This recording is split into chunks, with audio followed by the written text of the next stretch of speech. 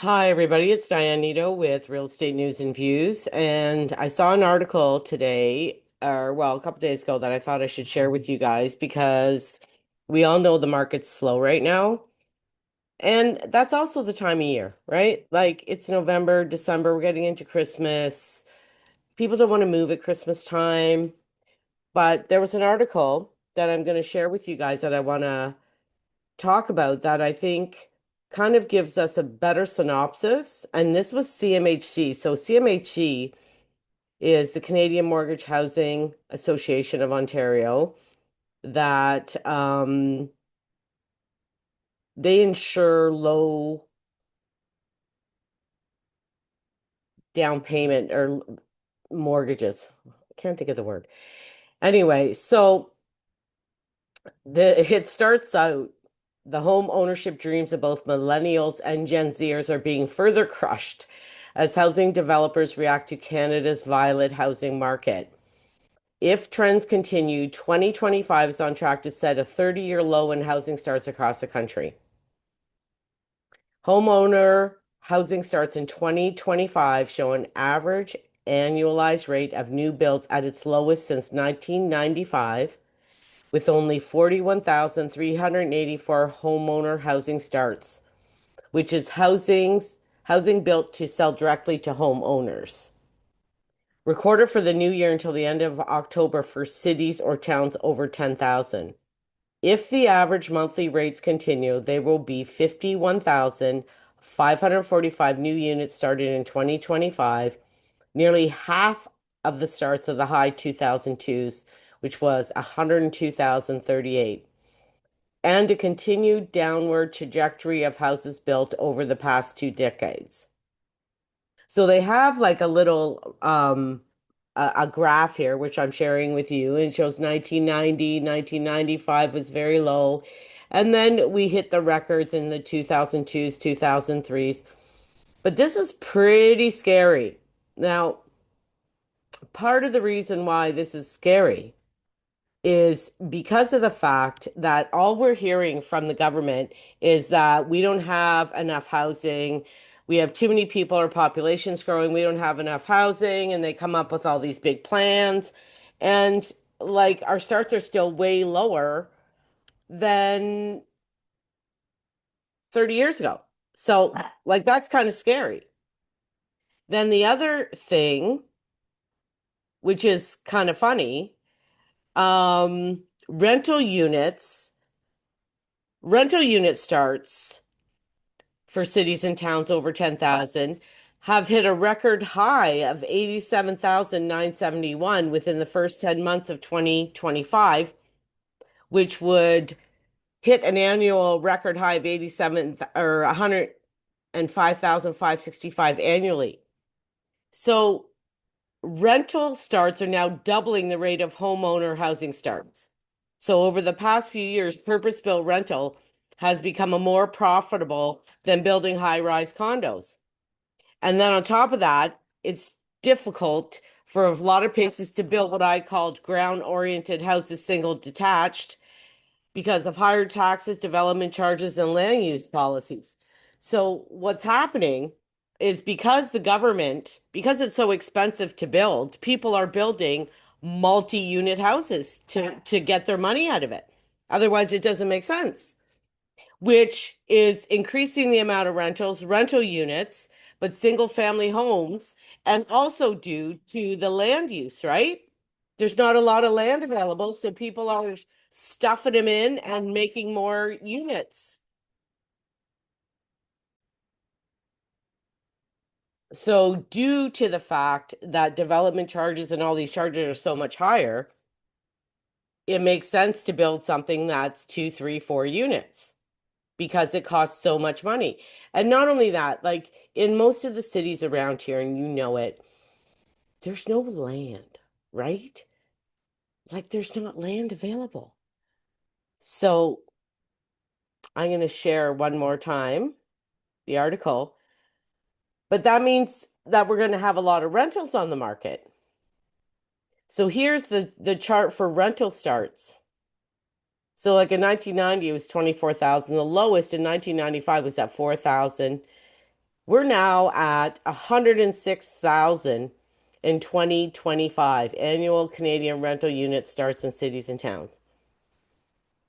Now, I mean, the government has been talking about that we need more affordable housing, we need more, for people for rentals. The problem is we even see it in the market right now. There's an inundated, crazy market for rentals. Like it's got a huge amount now. And it looks like it's going to continue to rise. So I thought that was so the average Canadian rental cost is 2,137 a month, dipping slightly from 2024, but well above the 2020 August average of 1718. And it's also easier for developers to get financing on multi-unit properties. So, some of the main reasons for the spike in new rentals, the federal government's elimination of GST on purpose-built rentals, the creation of an accelerated capital cost allowance provision for rental construction, a new apartment construction loan program which provides low interest loans for construction. So I guess they're trying to take care of we don't have enough housing with allowing it to be a little bit easier to make rental units, right? So it's more policy driven than market driven. The federal government has put in place a number of programs over the last decade to accelerate rental construction. It made sense at that time because we went through a 30 some odd year period where we didn't build much rental at all. But now we're going to the total other side of the spectrum. Meanwhile, condo starts have dropped significantly in 2025 to a new low from at least the past decade.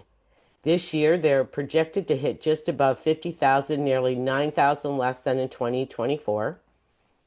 In the case of Toronto, where the condo market has tanked, sales of new condos dropped 90% in August from the 10-year average. Rising housing costs have been eating away at Canadians' monthly take-home pay, with more and more of their salaries going towards their rents or mortgages. The government of Canada estimates Canadians now spend 35 to 50% on their income on housing and utilities.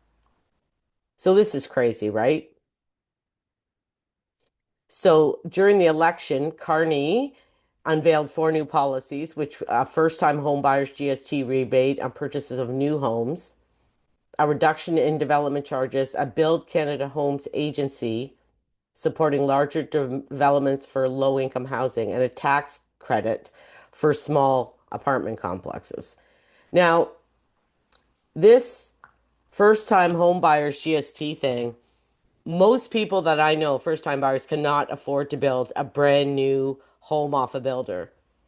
So, like, that's just lip service because, like, the builder costs are way more money than resale in most markets. And as they said, builders aren't even building. So, a lot of good that's doing. It's not doing anything.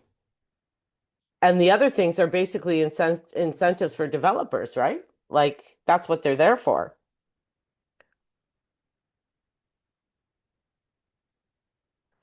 The housing expert said the prospects for the average young Canadian adult being able to afford to buy a home in 5 years' time are grim. I think it's going to be less realistic and viable. My fear is that we don't address the cost issue. We go through a period of 3 to 4 years where nothing gets built, and then the economy improves or immigration goes up, and you get a lot of demand chasing very little supply. So, what they're saying there is because we don't see a lot of new developments happening, and this year we're lowest in 35 years, that eventually that's going to catch up to us because the demand is going to come, but we haven't been building or developing to meet that demand. So we're going to get into lower supply, more demand, and house prices are going to go up. That's what they're thinking. Now, eventually, everything comes about and comes full circle. Nothing, as you saw from those graphs, nothing ever stays low for long. You're going to hit bumps. You're going to hit, you know, little divots along the way, but eventually you're going to see this again. You're going to see it go up again. So I thought that was a little interesting article and kind of gives everybody a feel for what's happening in the market right now. I hope that helps. We'll see you next time.